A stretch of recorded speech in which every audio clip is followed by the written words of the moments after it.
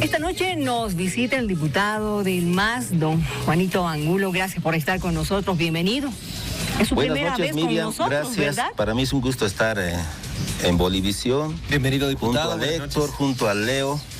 Muchísimas gracias. Buenas noches. Gracias por estar. Me imagino que uno de los temas de gran discusión que debe haber ahí adentro entre los asambleístas, tanto del oficialismo como de la oposición, es el tema Arturo Murillo. Mire, Arturo Murillo, desde la aprehensión en Estados Unidos, exministro de gobierno, es la comprobación, ¿no? Es la comprobación existente, evidente, de los hechos que ha vivido el país en 2019, noviembre, diciembre, lo que ha sido el periodo del golpe y el gobierno del régimen del facto.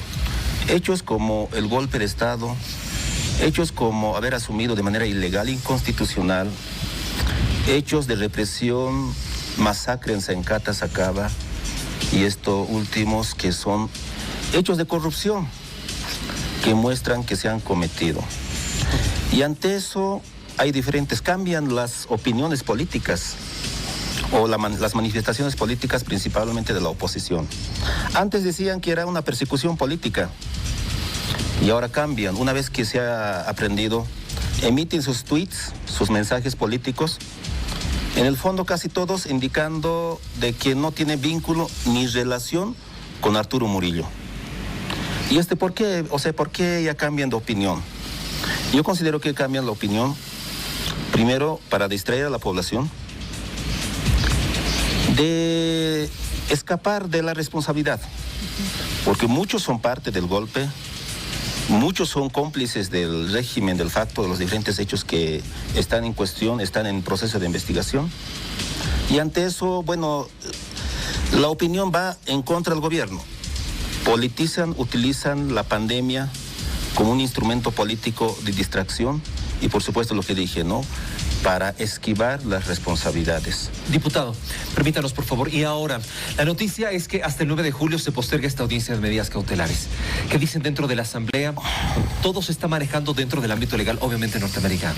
Mire, mi querido Héctor, nosotros somos muy respetuosos, ¿no?, a otras instancias y por supuesto a las instancias en este caso, a las autoridades judiciales de Estados Unidos.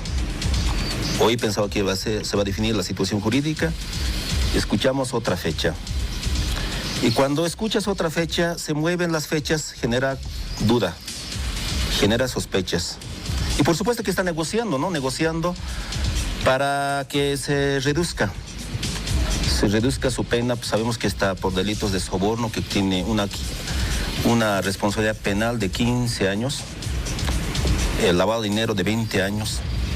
Entonces son hechos evidentes, son casi hechos flagrantes y eso es difícil de desvirtuar, difícil de absolver o difícil de borrar. En ese aspecto consideramos que están negociando y por otro lado, bueno, seguramente negociando para que en libertad asuma su defensa bajo una condición seguramente de fianza, como se ha visto con otros corresponsables de estos hechos. Pero nosotros no vamos a distraerlos en ese proceso. Vamos a pedir a las autoridades, son varios casos que se han iniciado contra Arturo Murillo, contra otros ex servidores públicos, del caso de la corrupción, terrorismo, lo que es el masacre, entre otros delitos, que tienen que continuar, tienen que responder a la justicia boliviana de todos los hechos. ¿Para qué? Para sentar finalmente un precedente, un antecedente para que no se cometan estos hechos, porque el pueblo boliviano es víctima de esos tremendos daños económicos que han dejado durante el régimen del facto. Hablando de los daños económicos, diputado, y con respecto a este caso de los gases y los equipos antimotines, hay una investigación, me imagino, interna que se está realizando aquí a nivel Bolivia por este mismo caso por el cual fue aprehendido Arturo Murillo en Estados Unidos. ¿Existen otros implicados? ¿Se ha podido avanzar en esta investigación? ¿Qué es lo que se sabe? ¿Qué es lo que conoce usted como asambleísta? Por supuesto, mi querido Leo. Primero, la primera consideración, las pruebas son los decretos supremos. Son 3 decretos supremos que se han emitido, ¿no? Primero en noviembre, o sea, a los días de haber asumido, emiten un decreto supremo, ¿para qué? Para comprar. Consiguientemente, bueno, disponen de que se haga una compra directa. O sea, esos insumos de gases lacrimógenos, ¿para quién son? ¿Para militares o para policías? Para policías. ¿Y por qué lo hicieron a través del Ministerio de Defensa? Ahí se advierte de entrada una irregularidad. ¿Por qué no haber hecho directamente por parte del Ministerio de Gobierno? ¿No ve? Ahí se advierte. Por eso es que ha habido los diferentes decretos supremos para justamente subsanar esos errores administrativos que han cometido de un principio, y finalmente a fines de febrero se emite el decreto supremo, el último, que es la transferencia de recursos, más de 40 millones para comprar. Entonces, ahí empieza contra la señora Áñez, ministras, ministros que han firmado. A propósito. Los cómplices todavía ahí tienen que ser investigados. A propósito de lo que usted está mencionando, quizás el caso Arturo Murillo no esté generando que la oposición hable de persecución política, pero el caso de la señora Áñez sí. Cuando usted habla de esa asunción ilegal de la señora Áñez, y cuando también persisten todavía voces que hablan de golpe y otros hablan de fraude, ahí la oposición está hablando de que hay persecución política de parte del MAS. Por eso a un principio dije, Miriam, la aprehensión ha descartado de que exista lo que es el fraude.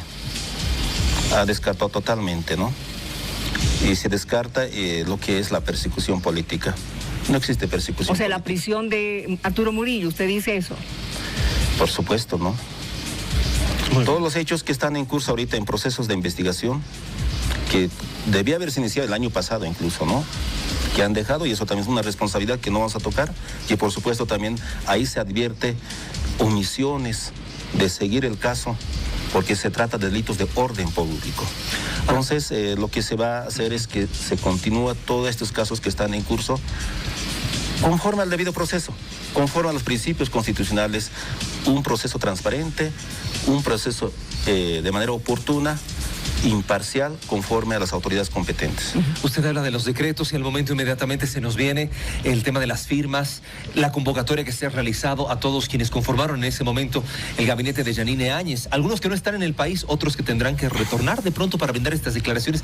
¿Qué dicen ustedes como asambleístas? ¿Hay alguna disputa de pronto contra aquellos que son opositores al MAS? ¿Defensas tal vez que salen por un lado, comentarios por otro? Es importante escuchar a la población. Hay un clamor, el pedido popular, justicia, justicia ante los hechos. Y ese clamor popular debe cumplirse conforme al proceso y el debido proceso. Y en ese aspecto, evidentemente, muchos están acá, todavía victimizándose, todavía utilizando afirmaciones infundadas, incoherentes, victimizándose, y otros, por supuesto, que han escapado, ¿no?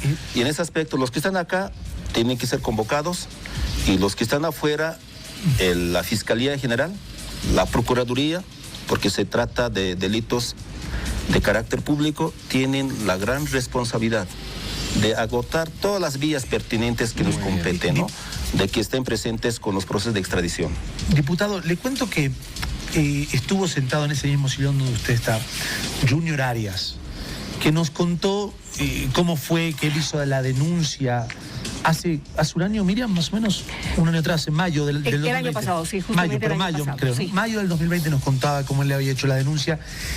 Y él, que fue uno de los primeros periodistas en denunciar este tema de los gases lacrimógenos y el equipo antimotín, los equipos antimotines, nos decía que la justicia boliviana acá demostró una vez más que es lenta. Y ponía como ejemplo lo que había hecho Estados Unidos, de qué forma tan rápida, como usted dice, flagrancia, ¿no es cierto? Una cosa evidente, lo aprendieron inmediatamente, lo hicieron todo muy rápido. O sea, a la justicia boliviana le falta mucho, diputado, a la justicia boliviana, está lenta. Lo que pasa es que en un régimen, cuando estás en un régimen, por supuesto de facto, hay totalmente el control. La palabra es el control, ¿no? Control a todos los niveles o órganos del Estado, en este caso el órgano judicial, el Ministerio Público, la policía. Y esos controles directamente lo hacía el señor Arturo Murillo. Él cumplía el papel de un juez, él cumplía el rol de un investigador, él cumplía el rol de un fiscal. Entonces, absolutamente fue diferente el año pasado, consideramos. que ha sido uno de los aspectos que el 2020 no se ha avanzado. Pero es muy diferente en un gobierno democrático que por supuesto se respeta la independencia judicial, se respeta la presunción de inocencia, se respeta el debido proceso. En el marco de esos aspectos legales se investiga. Perfecto, gracias, diputado, por haber estado con nosotros. Habrá que esperar qué es lo que sale el próximo 9 de julio. Yo me voy a quedar con algo que dijo el procurador que está en Estados Unidos. Algo va a negociar Murillo para bajar su condena. Lo ha dicho y habrá que esperar hasta el mes de julio. Que le vaya muy bien. Y esperaremos, nosotros, Miriam, mis queridos hermanos. Gracias, diputado, por estar con nosotros. Gracias, buenas noches. De verdad. Vamos. Bueno, vamos a cambiar.